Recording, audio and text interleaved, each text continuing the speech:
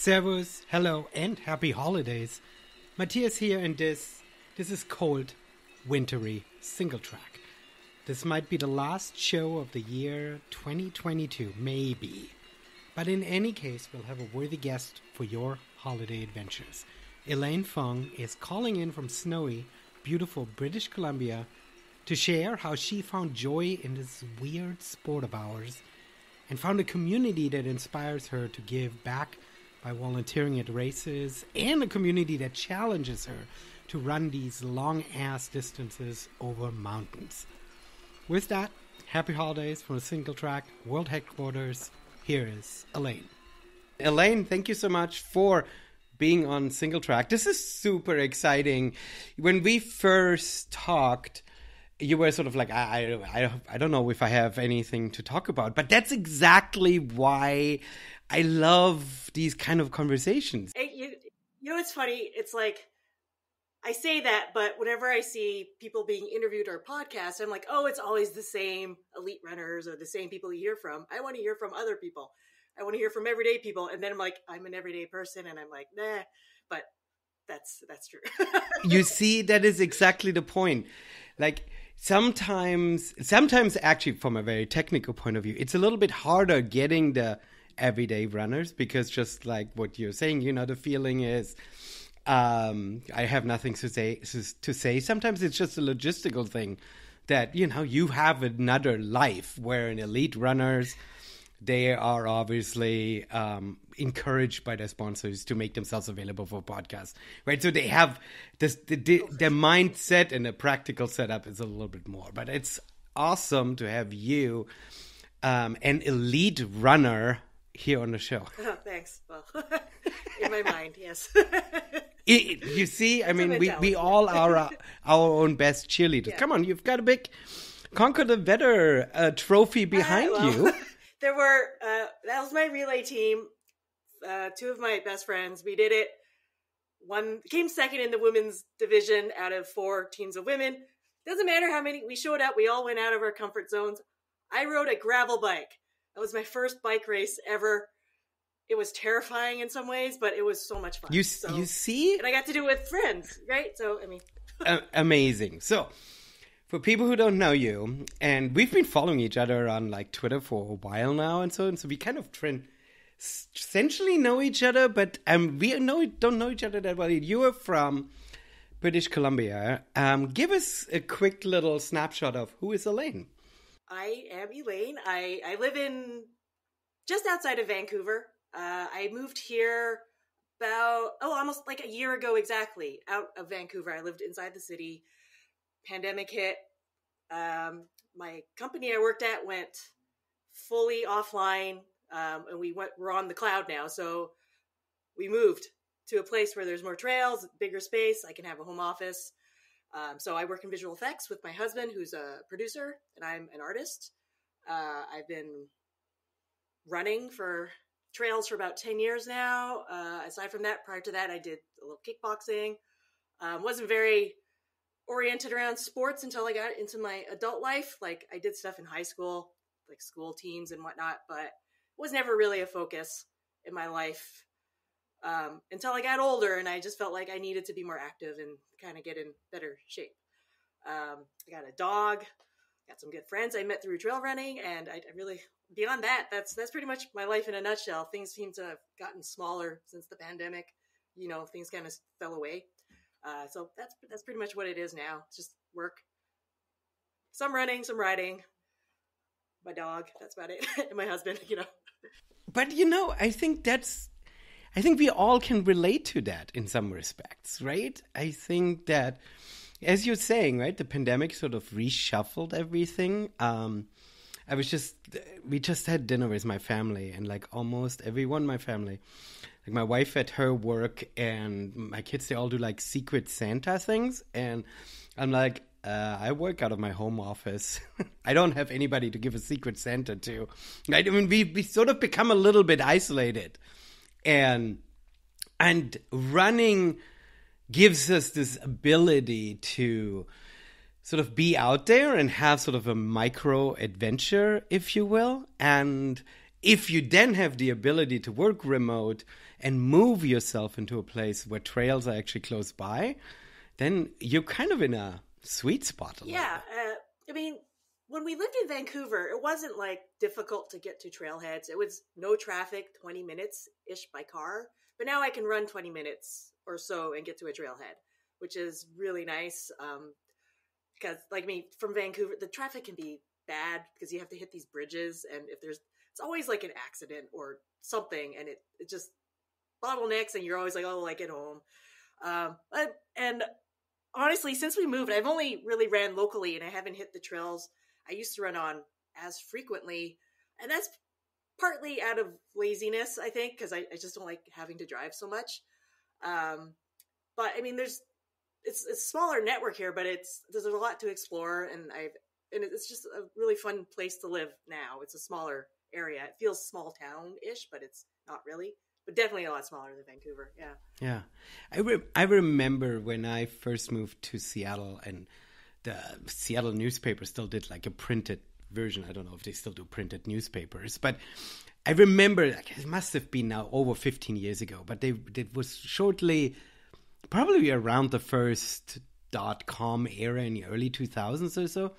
They wrote this article about the Methow Valley, which is in central eastern Washington, super small little communities, and a couple tech companies relocated over there. And they basically says, well, I mean, we've got young people working for us that don't really have kids or are interested in, complicated school systems, but we have the ability of moving them into a place where they have access to trails and play a way to go out during their lunch hours, because they're all tech workers and they all want that flexibility. And I don't know if we've ever hit that until the pandemic, because now this working remotely is accepted by companies, and now you're able to sort of make a little bit your own time, and then all of a sudden, like, living in the middle of the city doesn't really, or commuting, right? What a waste of time commuting used to be, right? Totally. I found, like, working from home, it's a lot more flexible. Like, I don't need to set alarms anymore. It's nice, like, when the sun's up, I'll run in the morning. If it's dark, I'll run at lunch. I can kind of, like, within reason, I'll play with how long my lunch is, and I'll go out. But before, when I worked on site in the city, I could go out for a run, but it's like, but then I get back and I'm like, I got to sit there in my clothes, like, or I'll change, but I still feel like I'm gross and sweaty. And I've done it, but it just feels like you're rushed. Whereas when you're at home, you can kind of make up for the time more easily because you're at home and you don't feel like you don't have that clock watching thing when you're in a different physical space. Like when you're nearing the end of the day, you're like, I'm out of here exactly at this time. At home, it's a lot easier to kind of play with that. And as long as we get our work done, our company is pretty flexible. So it's been great for me. I'm like naturally introverted, so when I was in the studio with my coworkers, I was less likely to be chatty, and I just kind of put my headphones on and work. And this whole setup working from home just works for me perfectly, because, like, my husband does work for the same company, so we do have work chat to go on. But I mean, he's still my husband, so it's not like catching up. It's like we live every moment of the day together almost. But I love working from home. It's really been good for me, like, mentally, and also just, I guess, in terms of running or any sort of physical activity, it just works really well for my schedule. Yeah. No, I feel like that sounds like the future of work in many ways. I know that sort of becomes challenging for people that they don't have the extra bedroom they can convert into home offices comfortably, right? Then it starts feeling a little cramped. But then again, if you move out and you can get a little bit more space, then it works. Yeah, and that's what we did. I mean, we essentially made a lateral. It's funny, in the city we had this 2-bedroom condo, and out here in Port Moody we have a 3-bedroom townhouse for just a little bit more of cost for the mortgage. But it's just been wonderful because now we have space we could have used in the city, but now we have, like, extra bedrooms for guests and a room just for, like, storing all our outdoor stuff. for our music, like our musical instruments, our office, and it's just been nice. Like it just feels like our chests have opened up out here. Like it's lighter. It just feels lighter out here, is what I'm trying to say. I think. Yeah, no. This is an interesting way of expressing this, because it's something that we as a society didn't really plan for in any way, right? I mean, usually you move out of the city when you have kids and you want to settle down and you worry about their schools or something like that, right? Like they've been traditionally certain moves made for certain situations, and we never before sort of had to consider that. And part of the reason why we didn't is because companies didn't allow remote work, right? I mean, the pandemic forced the companies to allow it, and now they finally realizing that you can actually not just be just as productive, but even more so, exactly. Right? I think there was a study out of Ireland that was just released where they did a pilot project of people working 4 days a week, and they found that productivity went up through the roof. And so that's amazing. It would be lovely to see it come here, but I'm not holding my breath on that one. Yeah, I think it's like enough that we're working from home, but maybe eventually in a few years we'll try it out. Baby Exactly. steps. Let's not ask I'm for not too be much. greedy right now. It's good. It's good right now. Yeah. That's amazing. All right, so this is your work environment. So now you have trails at your fingertips. And explain to me, let's dive a little bit into running. You sort of briefly mentioned that running for you, is a workout, it's a release, but I mean, usually it's not just working out, right? It's not just a chore. You're finding something. To speak to me a little bit about what running and what trails means for you. So I remember when I first got out of university, I was actually working at the University of British Columbia in the library. And one of my coworkers, she was like, "Hey, Elaine, do you want to start running with me around campus on lunch?" And I was like, "No, that's ridiculous. I would never run." And this was like 20 years ago. And then like fast forward many years, and I got into running. And I think like what was different when I got into it was I felt like I had a baseline of fitness because I came from martial arts. So I was getting in shape, and then a friend asked if I would do Tough Mudder, and I was like, okay. And then he brought us onto a trail run, and that's really what got me into trail running. It was like one of our first training runs for Tough Mudder. He took us onto the North Vancouver trails, and it was like, I think about a 8-mile, 13K run. And at the start and the end of it, there was these stairs. And by the end of it, I could barely walk down the stairs. I was so sore and tired, but I was in love. I don't know what it was, like just being out on the trails. It was like such a different vibe from having run on the roads, which is like a different experience with its own value. But it was certainly a much more social, fun. I just found it was fun because you're like, am I going to fall here? This is kind of weird. It was like, what's happening? And it just brought me into this world where it's like a mini adventure on the weekend that you can just kind of fit into 2 hours of your life.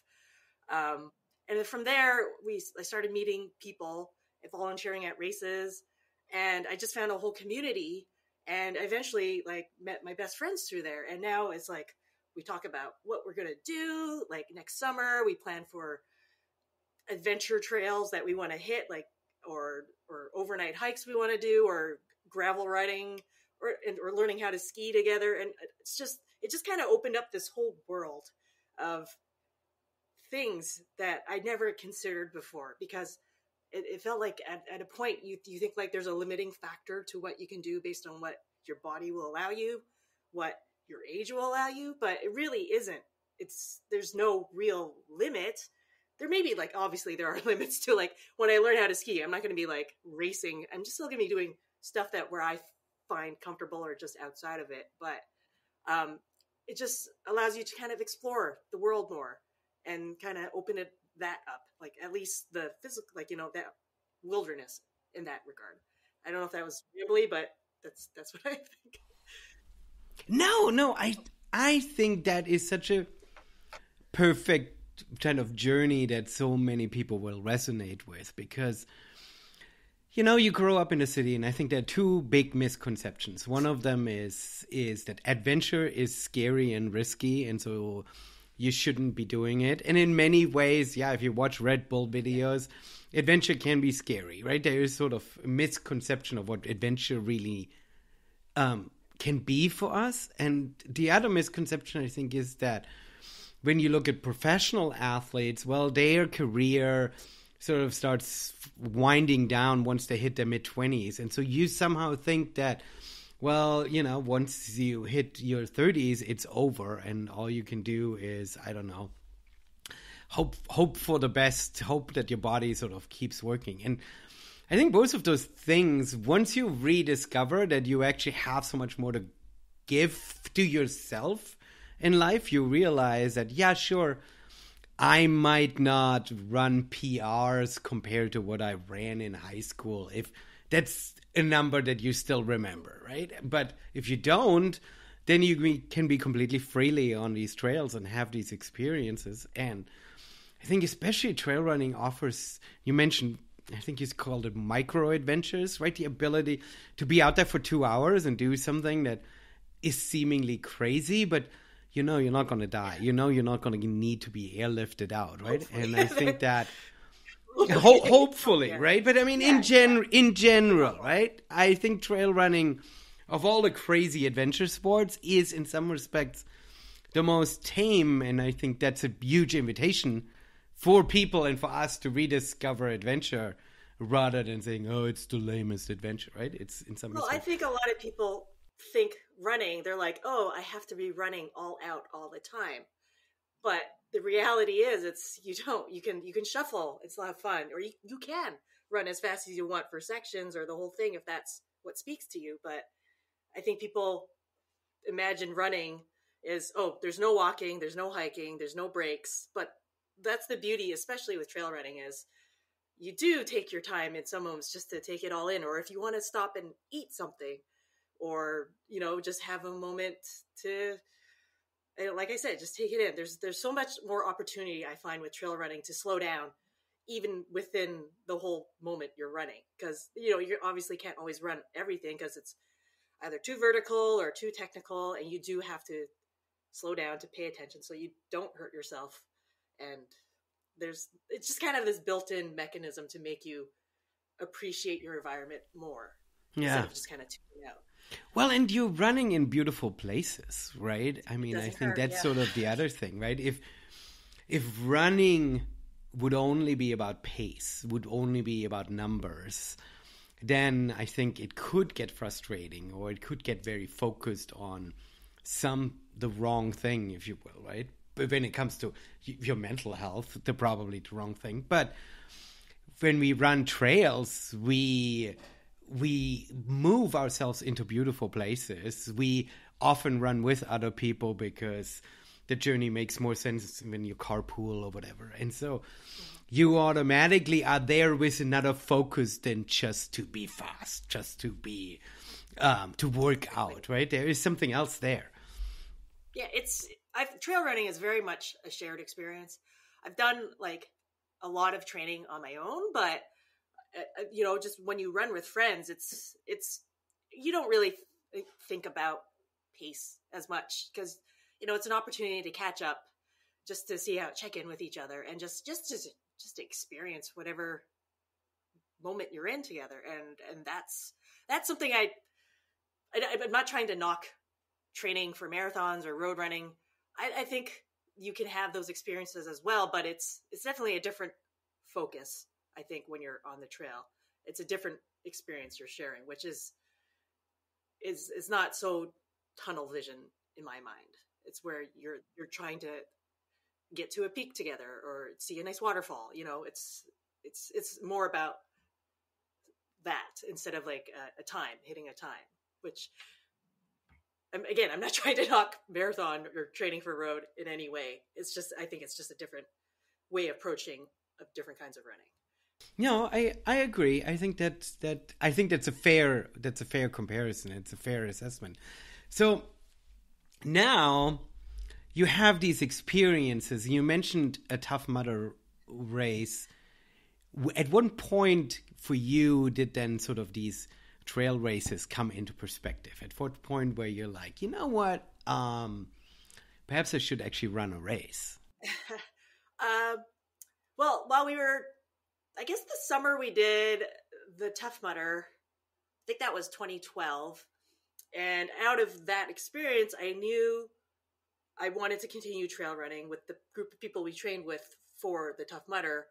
And so I think that fall, I did my first trail race. It was called the Five Peaks. Have you heard of Five Peaks in BC? I have not. I know, no Cypress. It's owned by, co-owned by Jacob Puzzi, or maybe he fully owns it now. Anyways, it's just one of those. It's a good entry one. They have shorter distances, and so each race has a short one and a long course, and it's a great way to get into the trail running world in BC, at least, or across Canada.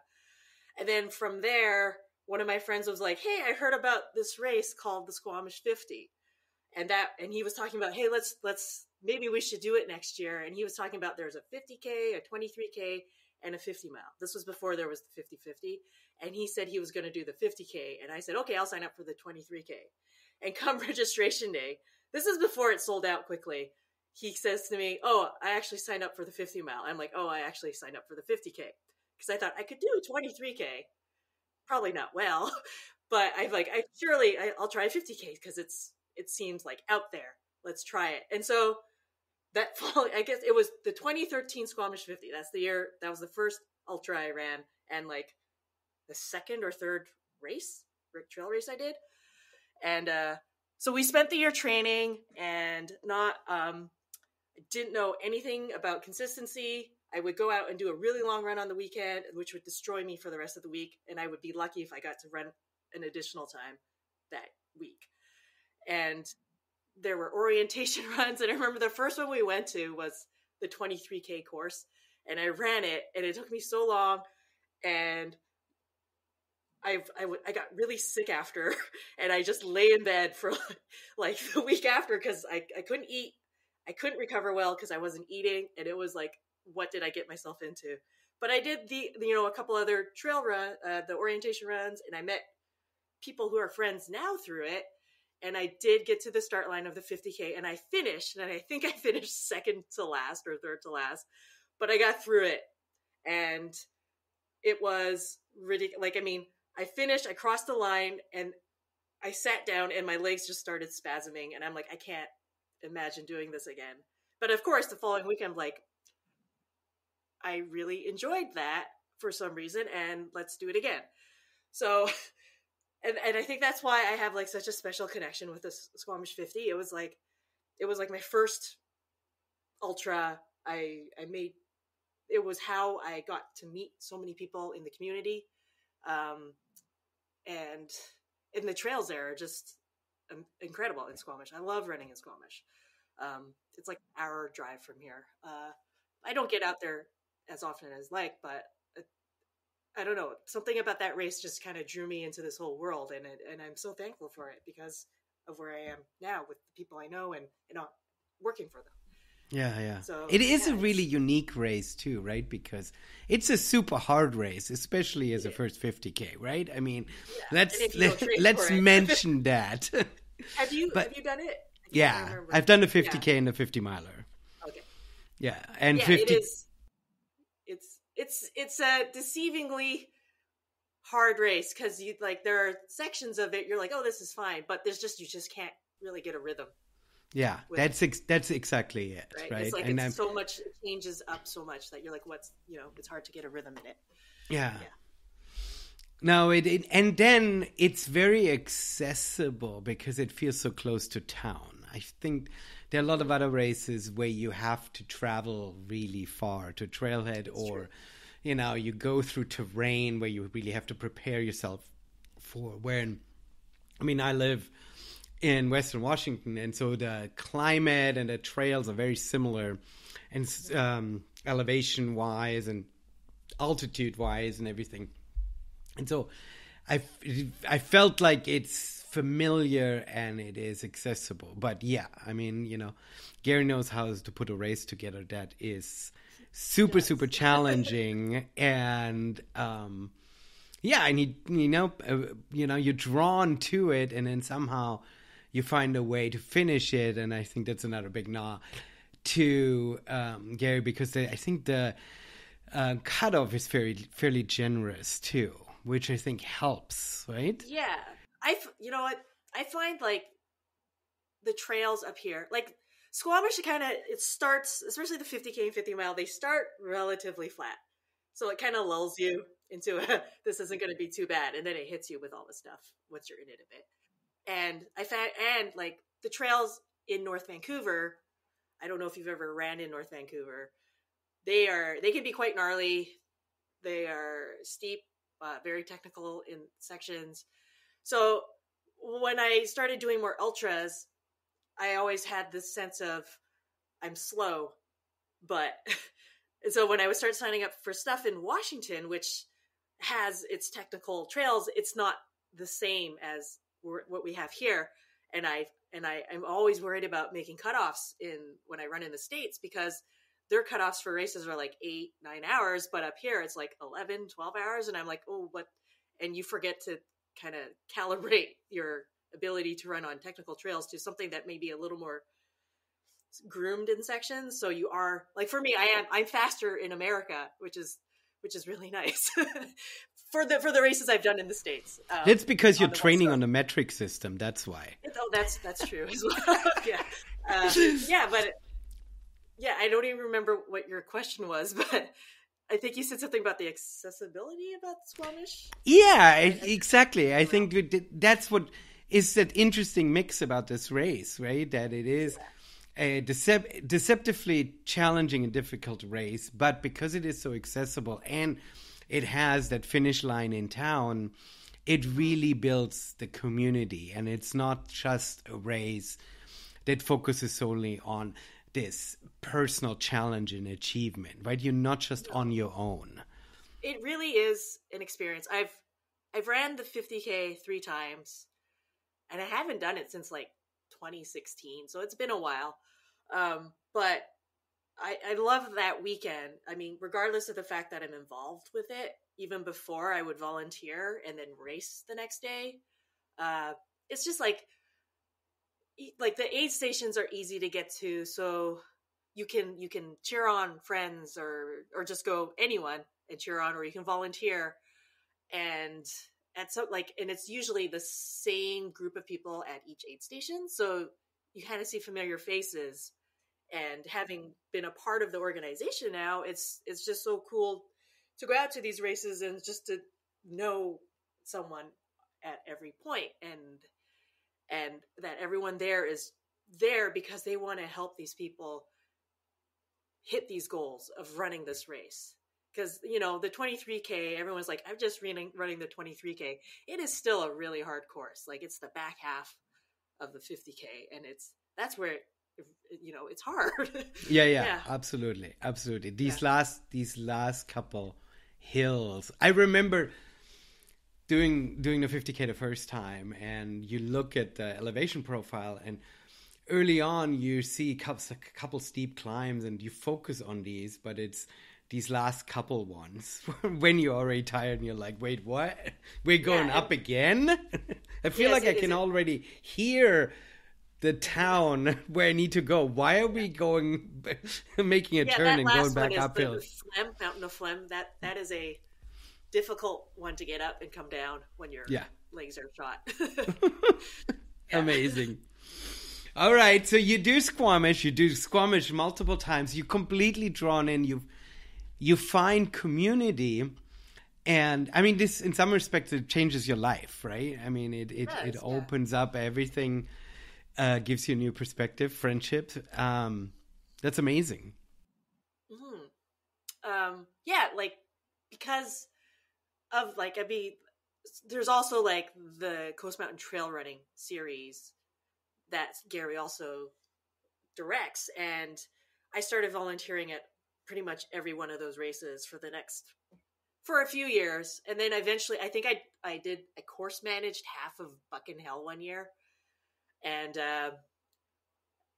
then I think my friend was the volunteer coordinator for Diaz Vista one year, and she told me that they were looking for someone to help out with just general like emails and maybe social media. So I said, okay, I think I'll see if they want to bring me on. And so I emailed Gary and Jeff, and they're like, yeah.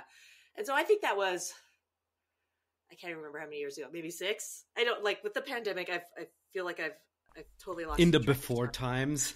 Yeah. Ugh. Maybe 6 years I've been on board.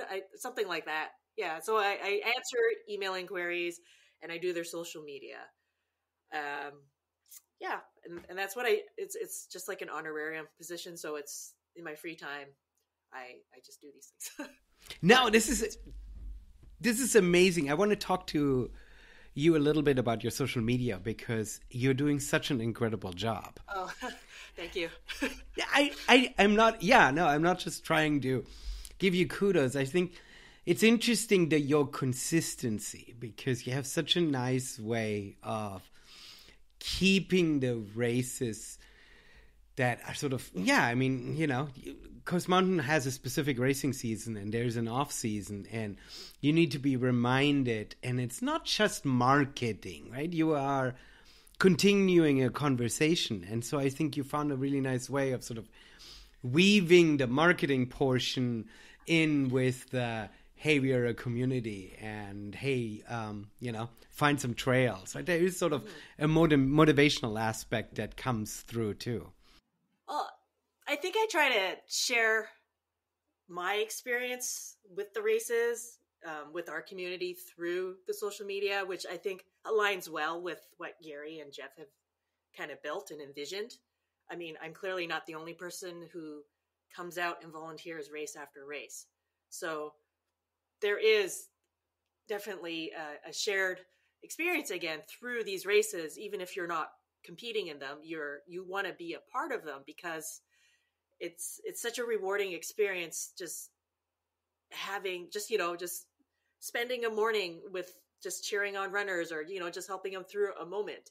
It doesn't always seem significant when you're volunteering, but as people who've run races know, when you see a course marshal when you're not feeling great and they're just clapping for you and they're cheering you on, and when you're having a bad moment, it lifts you up. And I think it's really important for people who do participate in these races to spend some time on the other side of it, because you get a perspective of what goes in to putting on these events and why people have gravitated towards the trail running world especially in the last few years. It's a whole unique kind of almost grassroots feeling to a lot of these races. Yeah, I think the accessibility helps so much, right? If you would be volunteering at an Olympic event and there would be somewhere in the far distance some athletes that you have no idea who they are, you might have seen them on TV or so, then you might volunteer and it might feel like you're doing a service, but it would feel a little bit sort of, I don't know, it would feel like there's a moat in between you and the actual event, right? But if you want volunteering at events that you could sign up the next year or ran before, there's a connection point that is different from other events where you volunteer. Mm-hmm.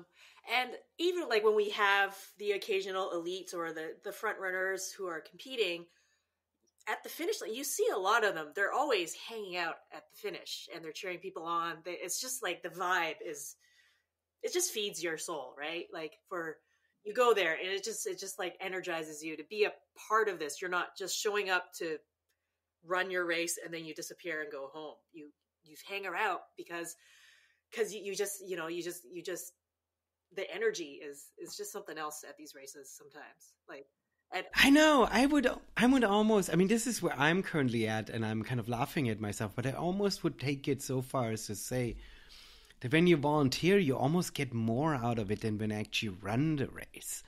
That's sort of where I'm at right now. And I'm kind of laughing at myself because I organize a couple races down here in Olympia, and for me, organizing the races and seeing other people run them and challenge themselves and succeed gives me more than if I run myself. And I mean, for my physical health, that's a little bit challenging because I still need to find a time to actually run. But I actually love the organizational side more than the running side by now when it comes to actual races.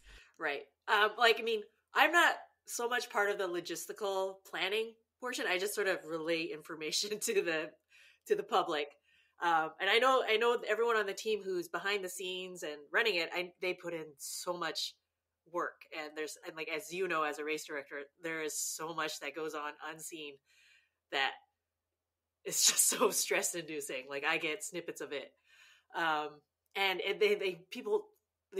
we truly do it for everyone who's racing these events. Cause it's like sometimes, like, you sign up for these events because it's like having a goal like that. It just means so much to you on a personal level. And, it just keeps you, sometimes it'll just keep you moving forward. When I volunteer at these races, I'm always inspired to, like, sometimes to run that race, or just at least to keep pushing what I think my comfort zone is, or what my boundaries are within running. It's just a good way to keep at least myself motivated for what I want to do, and to keep me connected. Like, doing stuff like most of my stuff I do is behind the computer, but when I'm at the race, it's just nice to see it in person too. If you say what you want to do, what do you want to do when it comes athletically? You mentioned briefly skiing and other things, but when it comes to sort of like your goals, are you working on some, big audacious goals? Before the pandemic, I signed up for Miwok 100K. Of course, it got canceled. And so I didn't defer it just because I didn't know what travel would be like, and I didn't want to have this over my head. But I still wanted to do 100K. So I think last 2021 in the spring, I did my own 100K just on some local mountains. But I did just sign up for an actual 100K race next year in July. It's the Siskiyou Out and Back, SOB 100K in Southern Oregon, put on by Hal Kerner.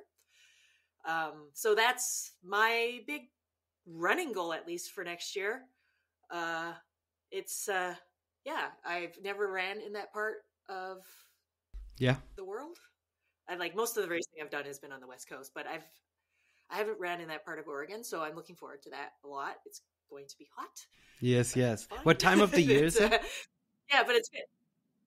I think it's the first week of July. That's not so bad. Then you at least should have had some opportunities to run in warmer weather.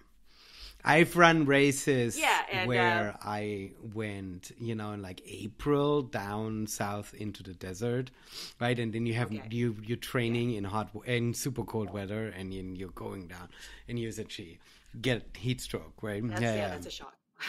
I think, but you just don't know what the weather will be like. So up here, at least, I mean, it'll probably be warm, but I think I'll do some sauna sessions just to kind of acclimate.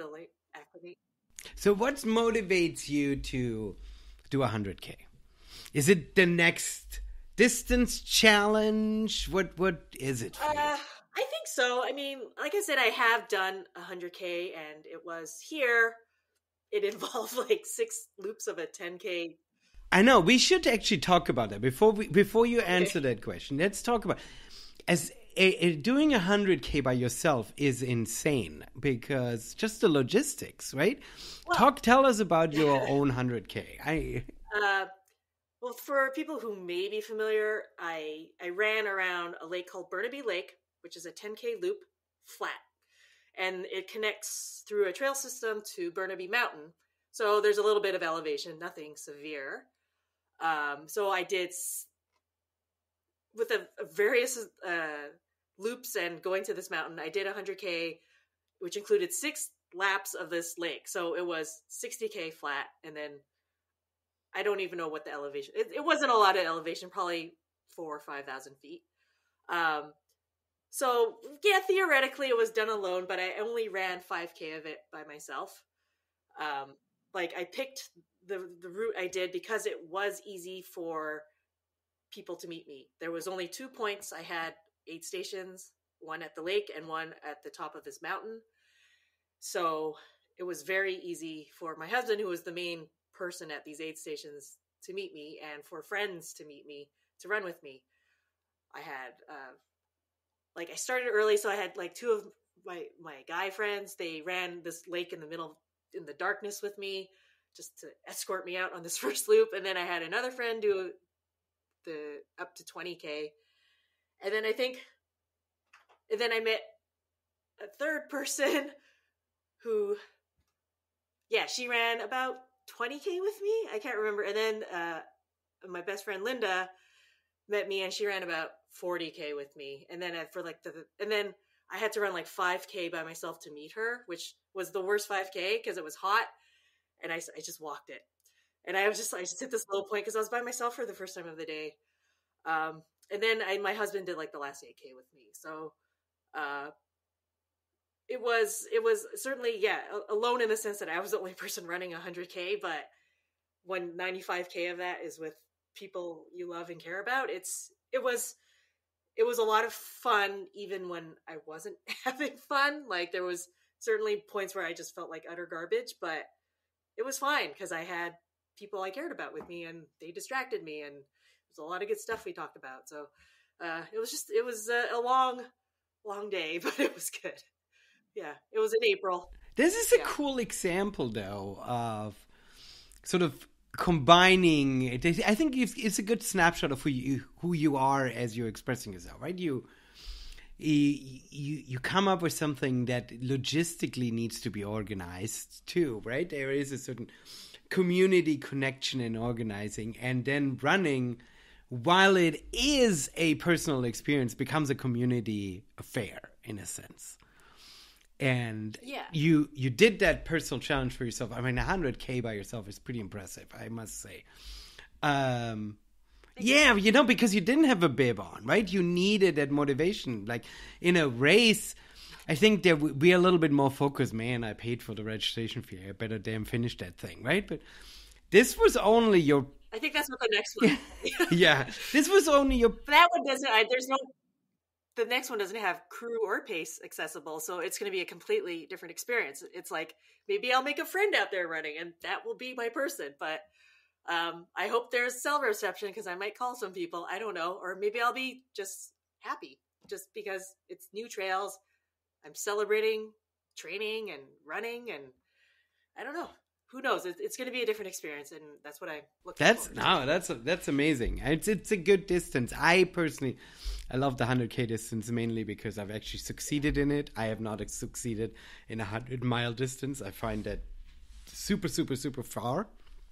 It's just as a slow runner, I think it just takes so long, right? I think 100K you conceptually can do as a slow runner in like 20, 24, 20. Right? I can sort of run move one full day, but then mentally, when you hit the second day and then it just keeps on going and have another 12 hours, you're like, why am I still doing this? Like, it gets really hard. Like, ultimately, like next year, I had considered doing 100-mile, but there was like other travel plans that sort of fell in that seemed way more fun than running 100 miles. So I'm like, okay, I'll scale it back and I'll do 100K, which is still, obviously a huge challenge. It's only the second time I'm doing it.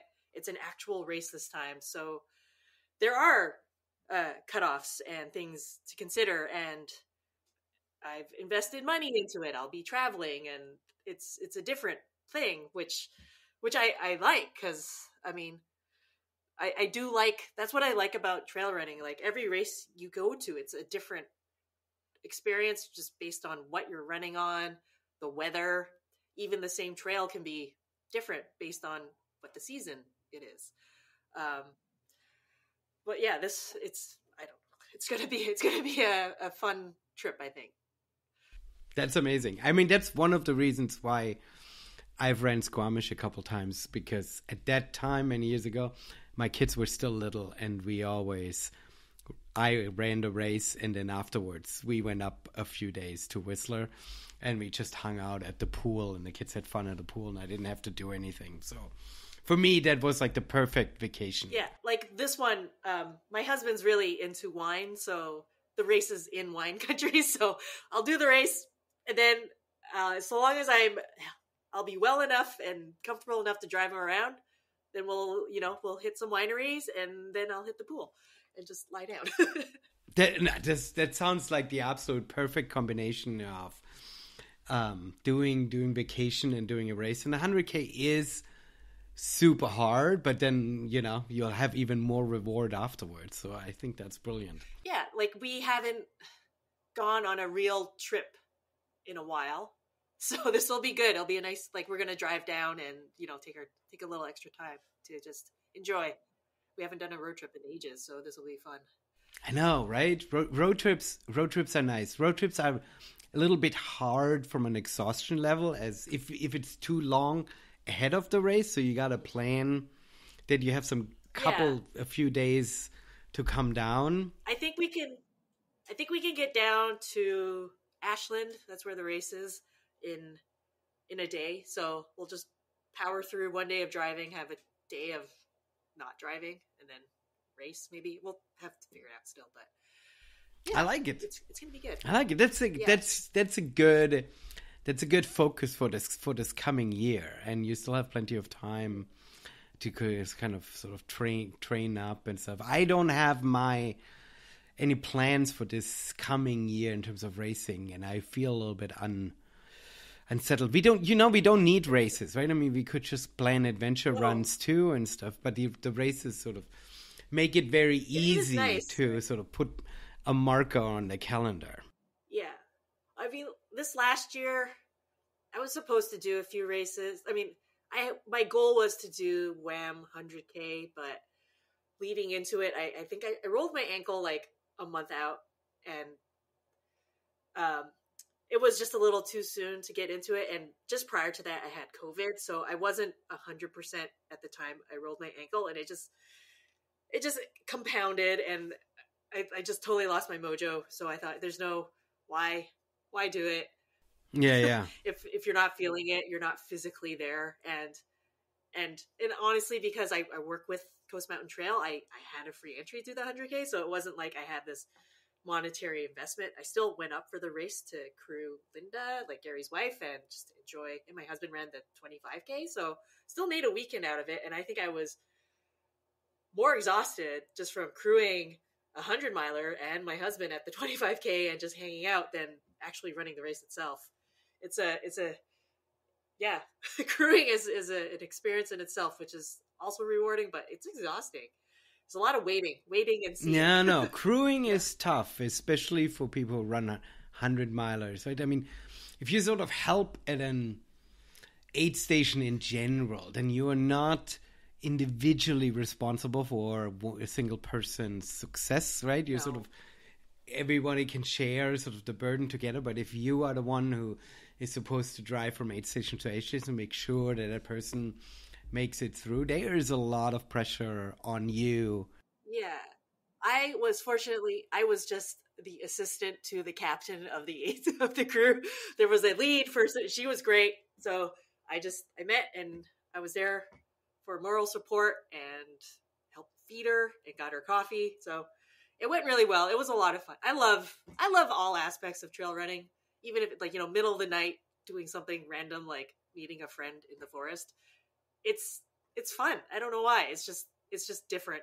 I guess it's like you have your everyday life where you're sitting working at your desk, and then there's this whole other weird aspect of your life where you're meeting someone in the forest in the middle of the night to give them coffee. So I think that's just kind of surreal and absurd. It allows you to be a little crazy, right? I mean, in a very sort of, again, in a very safe way, right? I mean, you're not like... That's the thing about it. Like, it's such an absurd and ridiculous sport at times. Like, we do these things and it just doesn't make sense to the person looking from the outside or even from the inside sometimes. You're like, why am I doing this dumb thing? But it's because it is dumb and it's fun. and you get to step outside of your everyday life for 24 hours or whatever it may be if you're crewing a friend, right? It's just another way of just spicing your life up, I think. No, absolutely. I think that comes down to why trail running is so special, especially. And you mentioned you very consciously that you're not trying to beat up or talk down on people who run roads, and it's not about that. But it's like our life is very structured and very organized, very controlled, and very number driven. Yes. And trail running sort of explodes all of that for a few moments of our life. And I think that's what makes it special. Because you can plan all you want for a trail run, but it doesn't go to plan.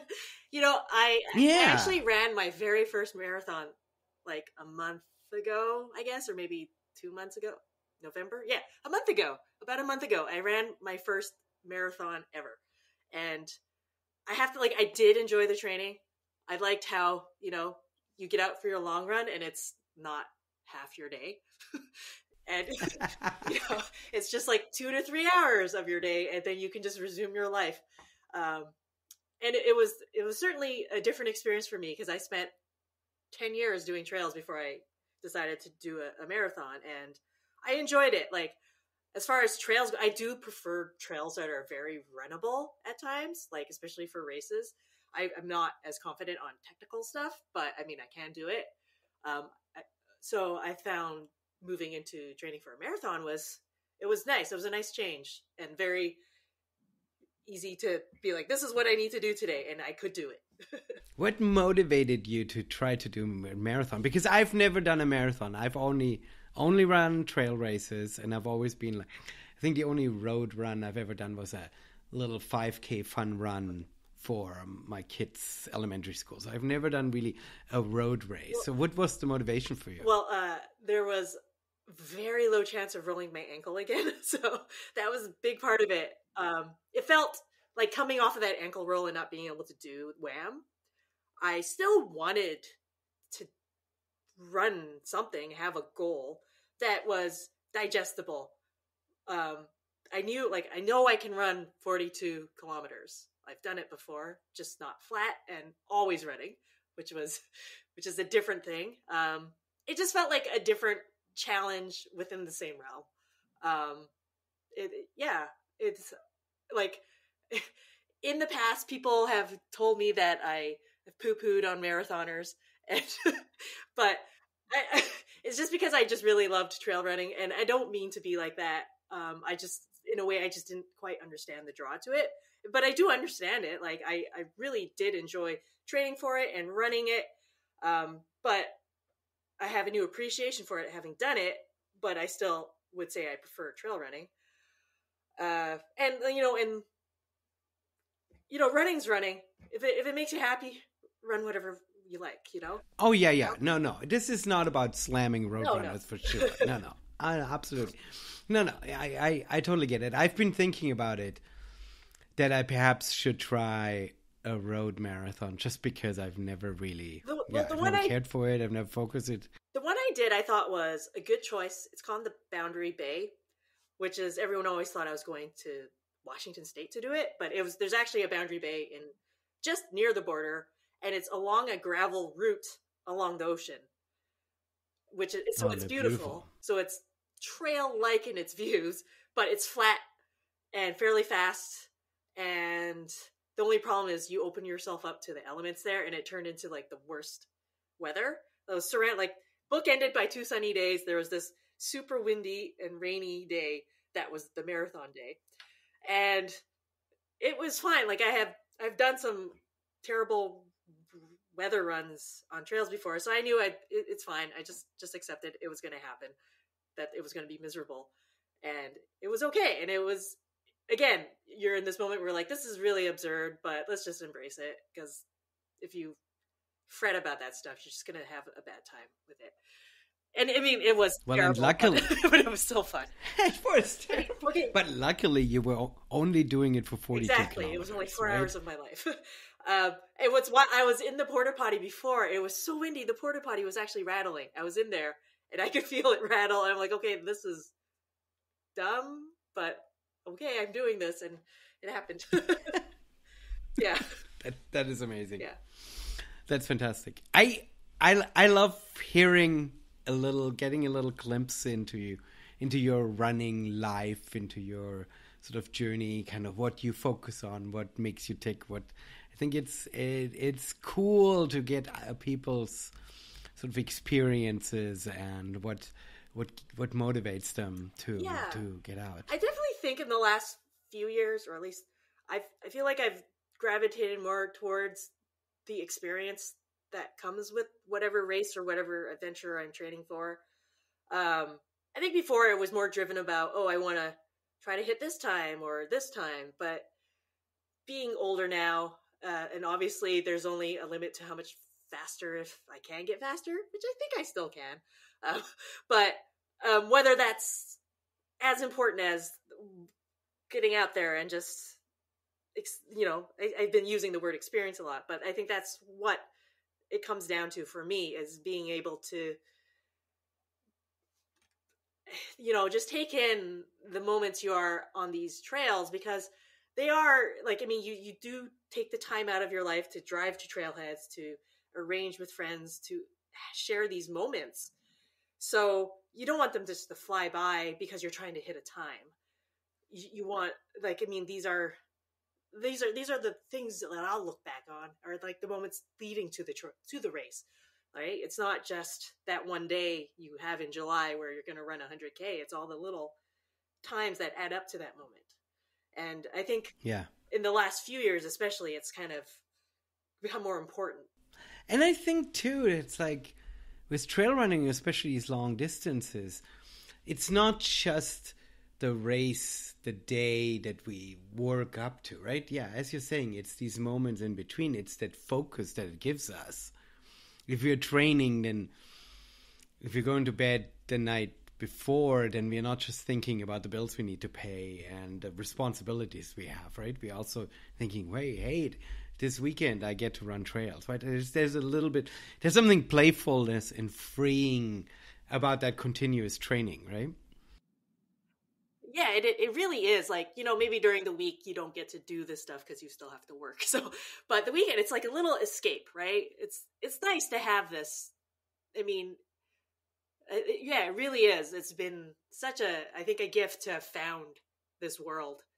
I mean, I'm sure there's like obviously other pastimes people find are fulfilling for people, but I'm just so glad I found this, because I found my people, right? And it's yeah, it's just a nice place to be. That sounds amazing. That's a super cool place for you to express where you are at, both in the sport, but then also in life, right? I think we live in crazy times, and we've just lived through a really crazy time, and to be able to sort of recognize the goodness that we have around us and appreciate them and take them, I think that's valuable. I think that's important. It's nice. And it's such a great way to connect with people, like, or yourself. Like, I mean, you're bound to do runs on your own, so it's a good way to know you can be okay with yourself, especially when you're a long distance runner. Like, if you can't be in your own head for several hours, then you have something to work on, because you can't hide from that stuff sometimes when you're it is also a really good practice to, I mean, especially with our mobile devices that we have, we are so constantly inundated with influences that come toward us that we are not creating for ourselves, and to be able to force ourselves to be out away from screens for hours at a time, be in our head, right, to sort of practice that, I think it's valuable. Yeah, it helps when you're out of service, so it forces Yes. that. But, like, how people connect their phones to their watches now, which I don't understand, because you get that constant notification on your phone when you get an email, a text, or anything. It's like, that's just another distraction. Like, if it's on your watch, like, why would you want that?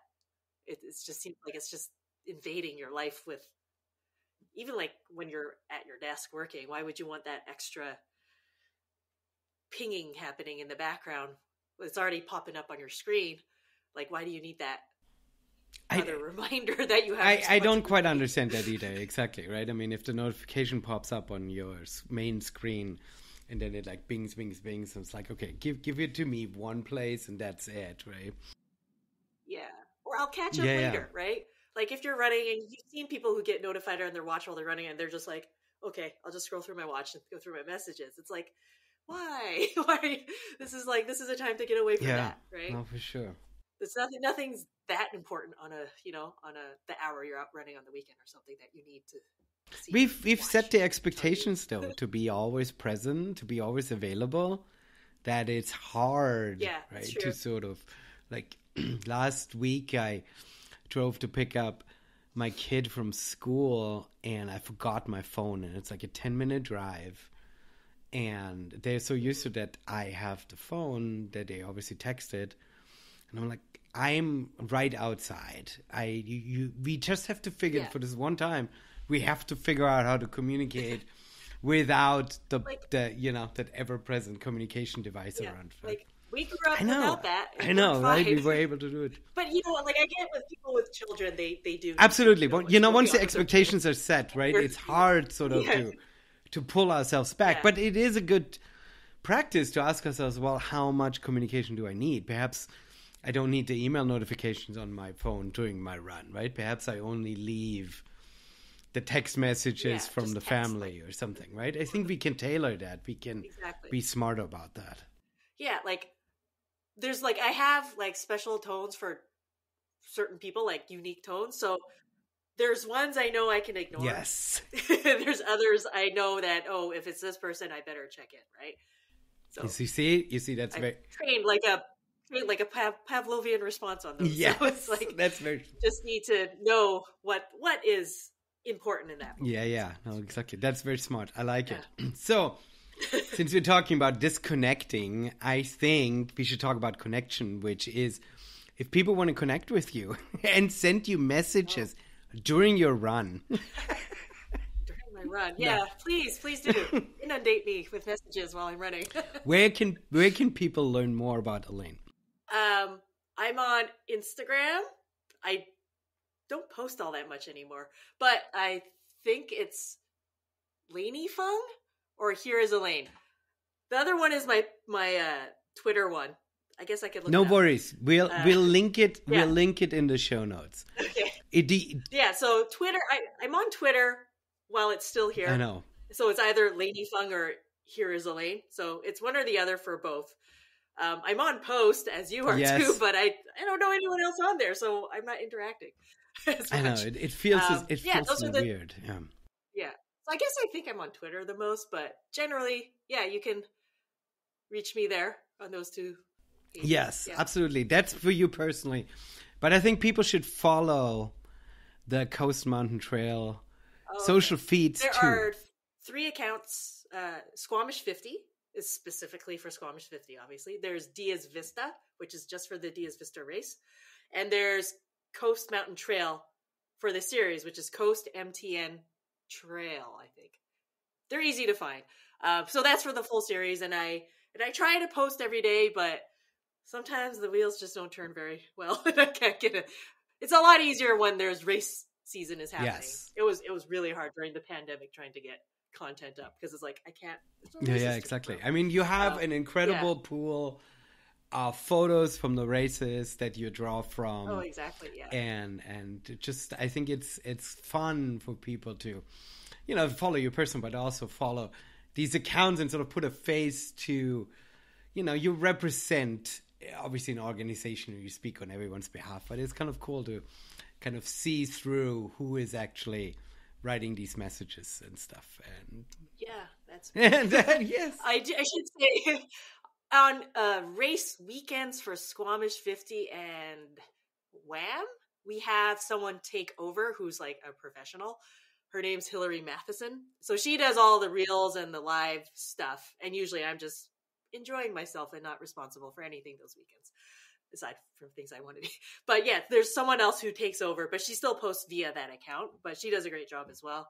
And it's definitely she'll be on top of a mountain running after a runner. So that's not stuff I do.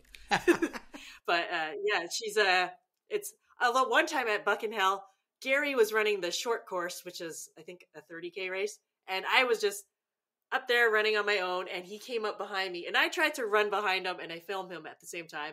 Didn't last very long because I was worried I'd fall over, and I couldn't run as fast as him.